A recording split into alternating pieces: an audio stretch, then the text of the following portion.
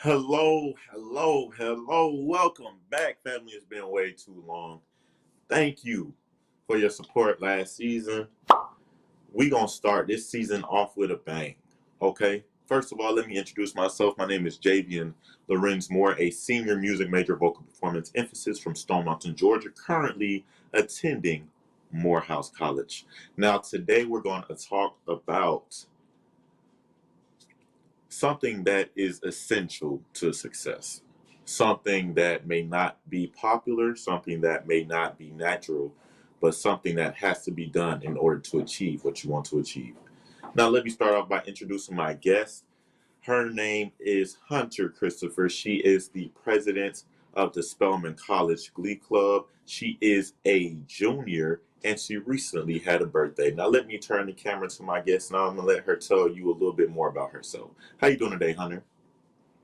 I'm good. How are you? I'm good. I'm good. Tell the people a little bit about yourself. Sure. Okay. Well, as Javen said, my name is Hunter Christopher. I'm a junior biology major, pre-med, and Spanish minor at Spelman College. I am from the British Virgin Islands, and yes, I do serve as the president of the Spelman College Glee Club. Great, great. Thank you so much, Hunter, for agreeing to join me in the show today. Um, Yes. so let's start it off with a basic question. Um, First of all, let me tell my audience we're going to be discussing how to push through even when you're tired, because there Mm. are a lot of times when and you've seen it as a leader. There are a lot of times when we're tired, we may feel like going to sleep or sitting down or just not being bothered, but in the situations that we face, it is sometimes necessary to push past those emotions. Now, has there been any specific time that comes to mind when you think of having to persevere even when you didn't feel like it? I kind of feel like this happens yearly at least. There's always this point in this like, it's time for me to take a break. But I also do think that's important, like finding that balance of when you need to take a break and when you actually need to push through. Mm, But I think it happens about every semester, honestly. yeah, yeah. You hit the nail on the head.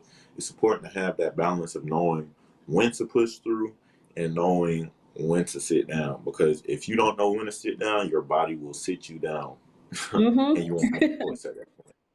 So, how do you find that balance? How do you personally find that balance between, you know, recognizing when to sit down and when to put?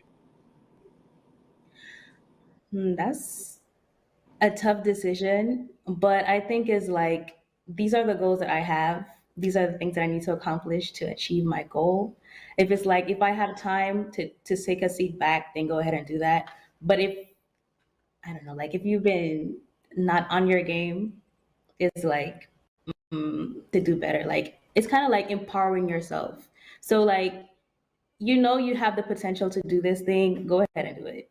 But if it's like I feel emotionally, physically exhausted, I think that's the point where you need to be like, okay, sit back and reevaluate how you feel and what you can do to moving forward. Hmm. Okay, so taking time for yourself to analyze the Yeah. situation and how you feel in the moment. Yeah, that's very key.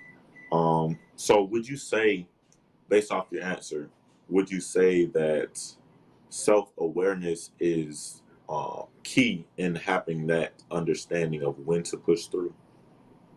Most definitely. I think it's really important to like reflect probably on every dependent on your schedule, how it works for you. For each day works and I like to journal sometimes. Just journal my thoughts, how I feel in the moment. Cause at times it's like hard to just sit back and realize how you actually feel. But you need to actually take time and reflect on the day so you can know like what could I do better tomorrow, if that makes sense. Yes, that definitely does. And referring to how you feel, sometimes actually a lot of times when you're in this leadership position, it's Mhm. easy to consider others before yourself, because obviously we understand that as presidents of both organizations, we are servants. We serve the Glee Club. We want to uphold the legacy of the Mhm. Glee Club. So it's easy for us to look after other people, look after the well-being of others without recognizing that we have to do the same thing for ourselves. So Mhm. how does that affect who you surround yourself with when it comes a time that you may not recognize, you know what, I need to sit down and eat, or you know what, I need to sit down and just sit down and do nothing for a little bit so that I can be Mhm. productive? How does that affect your circle? That's a great question. I think once you are in good company, then they know how you feel. They know when to check up on you, and vice versa. So once Mm, you are in constant communication with the people that you love, it is like, how have you been doing? Have you actually been doing the things that you need to do? Have you been sleeping? So once you surround yourself around people that you actually love and actually can care for you, then I think everything will fall into place. mm. Okay, yeah, that's what's up. So you said you're from the British Virgin Islands, and I know you recently just went back home. So have you been hearing and seeing a lot of the things that you just emphasized, like family members asking you, "Are you really doing good? Are you really getting enough sleep? Are you really eating enough?" Have you experienced that? Yep, absolutely. My mom is on my case like all the time. Yeah. She's like, "Why are you still up? Isn't classes over?" I still have duties as the president of this Spelman College Glee Club, but it's Mm. always like good to hear from my mom or anybody else in my family that, okay, take a break, relax. It's the holiday season, like literally, just take a chill pill.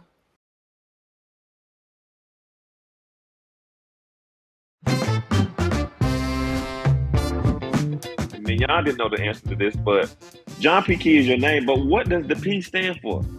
The P actually stands for Prince. Dr. Scott and Brian Scott, years ago when I signed my first deal, they ran with it and started the Prince of Gospel, but that's where it came from. Lizzie and John named me John Prince Key.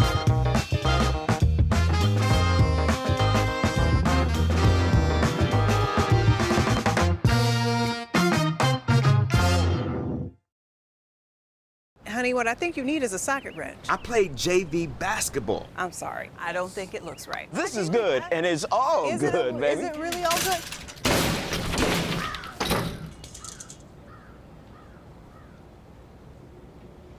If you love me enough to routinely test your handyman skills, not to mention the strength of your marriage, then of course you'll visit nhtsa.gov/the right seat to make sure I'm in the right car seat. I'm gonna call my dad. You know, we're going to talk about something that you hear more and more about today. Seems like you hear about it more than we ever did before, and that's dementia. It's not just old folks' disease. It's not just old folks need to worry about it. Anyone can get dementia. You can get it as, we have people that's in their 20s and 30s that have been diagnosed with it. And then also, if you don't have dementia, you may be a family caregiver or care partner, and you're still impacted, and you still need to know about the disease so you can be able to better support your family or friend that is living with dementia.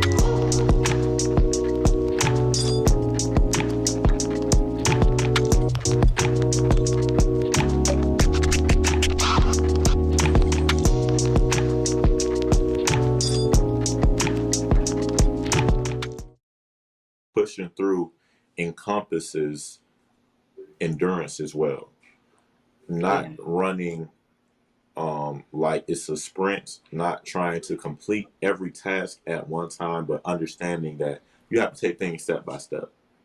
Wouldn't you Mhm. agree? I definitely agree. Most def. And that's something that, I'm still honestly trying to learn how to do for real, because I'm the type of person that if I know that a task has to be done, I want it out the way. I don't want it in the Mhm. back of my mind, because if I don't get it done, I'm gonna continue to think about it. I'm gonna continue to stay up. I'm gonna continue to not be focused on what I need to be focused on, because in the back of my mind is something that I didn't complete yet. So how do you separate, or how do you decide what is a priority at the moment versus something that you can complete at a later date? I think deadlines is really important. Hmm. First of all, okay, before the deadline comes yourself, if that makes sense. Right. We've already talked about self evaluation. So, how you feel in the moment, that's first. Secondly, is what is priority in terms of the goals that we already talked about before. And secondly, Hmm. is like what feels right in the moment. Because Mm. sometimes it's like, okay, this is really high on my priority list, but I really just don't feel like it. But I think that in order to be productive is like do what's best for what you feel like in the moment. So if this easier task is easier for you, do that and then tackle the harder task. That's just what I go by. But I'm kind of curious to what you think. Similar. For me, um, I would rather tackle the harder task first because Mm, from that harder task, I learn the simplicity of the other task. So when I mm, accomplish that task, that's kind of like empowerment for me because everything else that I have to get done is like, oh, I can get that done because I just did this. Like this is nothing compared to what I just accomplished. So that's what I personally like to do. But there are times that time doesn't necessarily permit for me to attack that hard task first, just because of what you said. yeah. Deadlines have to be met. So even though a task may be easier and I may want to complete the harder task at the time doesn't permit because of the current situation um, of what is due and when it's due, if that makes sense. So that's definitely what I would strive to do, attack the hard task first, but sometimes that's just not a possibility. Um, but I will say, just like I said, you can learn something from the hard task, vice versa when it comes to the easier tasks. You can learn something from the easier tasks because I'm the type of person, I like to connect things. I like to believe that everything is connected in some way, shape, or form. So when that comes to completing an easier task, um, understanding why that task is so easy, first of all, and then understanding that even though the task is easy, you still took steps to complete it. So understanding that for each specific task will ultimately bring you a solution for completing that harder task.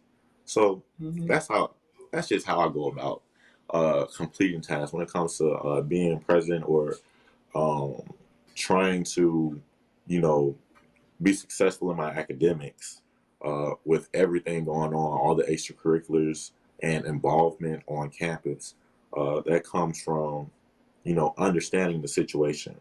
Just like you said, evaluating yourself, evaluating the Yeah. situation, and recognizing if you have enough fuel to complete it at that moment. Hmm. That's just me, though. That's how I feel about everything. But when it comes to extracurriculars, Hmm. aside from um, the Glee Club, because we recognize that we're both president of the Glee Club, extracurriculars in general.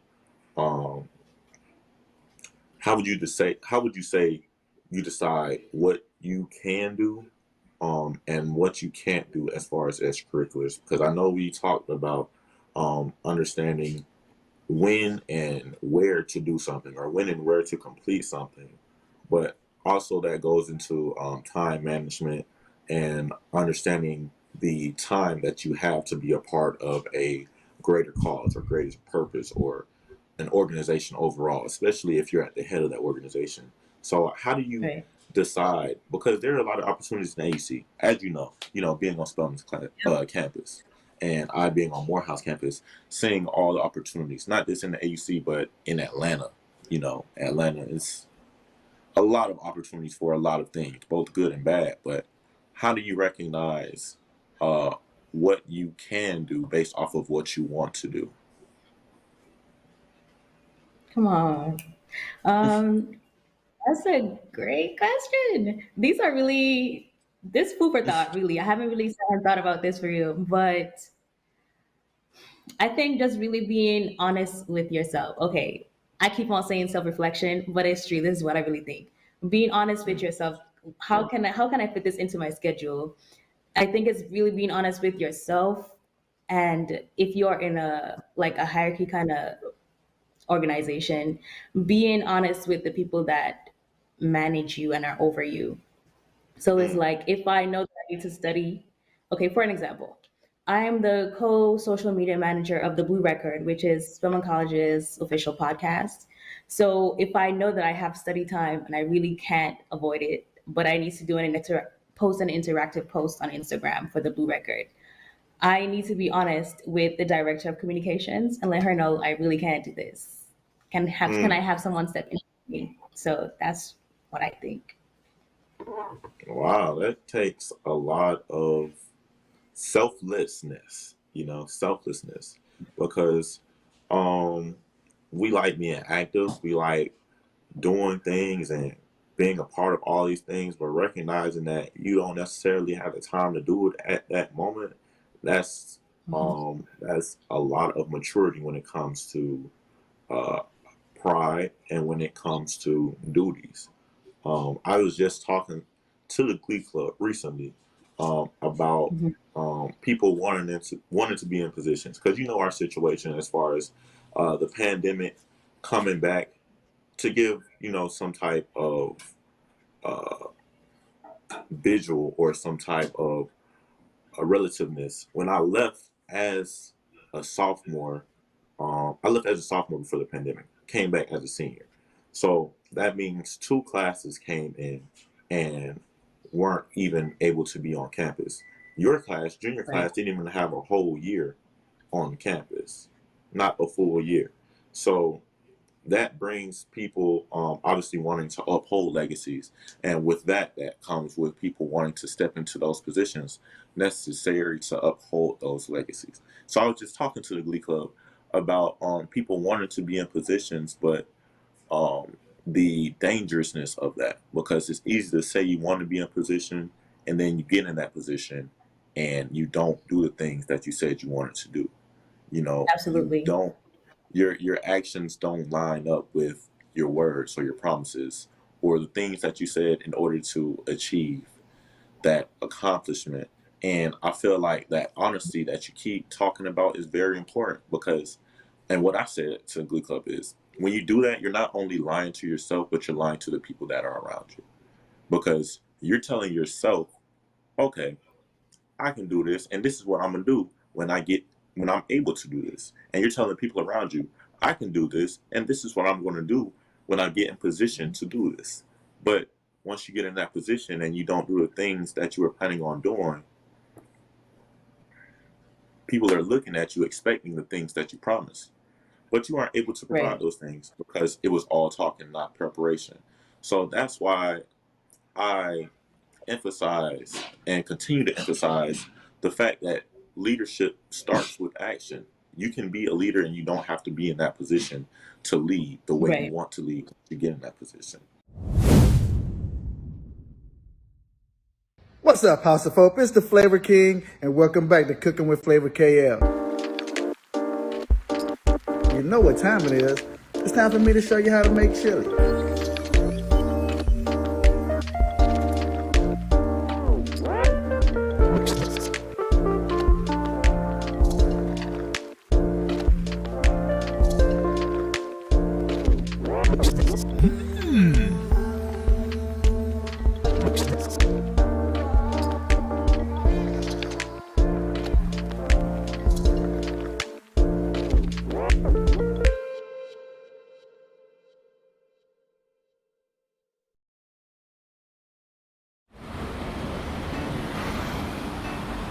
Hey, let's check out this park.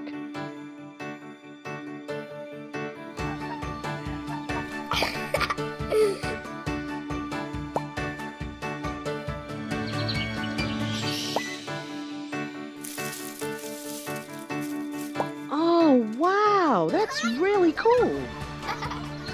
To find a great local park or forest near you, go to discovertheforest.org. So what is some major hesitancies around this vaccine? Because I ask younger people all the time, why haven't you gotten the shot? A lot of people say, well, my mom hasn't gotten it. And so I think people are impacted by the parents and whatever reasons they have for not getting it. I don't know if you heard Nicki Minaj put out information about her cousin having her testicles swollen, and of course that took off. Went viral. Can we clarify that the vaccine did not cause his testicles to be enlarged? None of that. I mean, we do have some risk associated with the vaccine, but the things that we hear out in the public aren't what they are.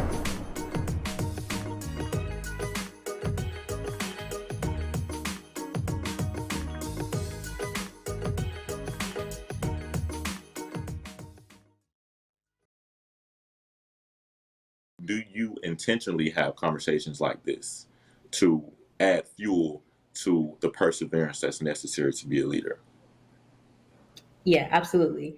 So one of my roles as president of the Glee Club, again, is to create leadership development sessions for our executive board. So recently we actually had a talk with Dean Holloman at Spelman College, and we talked about just being a leader and understanding yourself and understanding that there are different means of communication, and that every whole person and how they communicate is just based on how they grew up, how this person is all put together, and that we are different people all together. So yes, we have conversations like this all the time. During e-board meetings, we do have conversations like this as well. Definitely. But other than that, would you say you seek those conversations day to day, or just when it comes to the business that you're currently in? Like, if you just, not saying you're just walking down the street and you just see somebody be like, let me have this intellectual conversation with you. But I'm saying, like, when you're talking to a friend or something, and I guess my question is, do you look for the details in the conversations for the message that you may need in the moment to push through? I guess that's a better question. With close friends, yes. I wouldn't, Sure. okay. As you said, I wouldn't be looking at with random people. But close friends, yes, I look for little trinkets, little gems of wisdom, knowledge in every conversation that we have. So, yeah. Definitely appreciate that, because I thought it was just me that, because I'm always paying attention to detail. Folks be looking at me like, bro, how'd you get all of that from what I just said? But I'm just the type of person, that I'm looking for that, because I realize that we can find a message in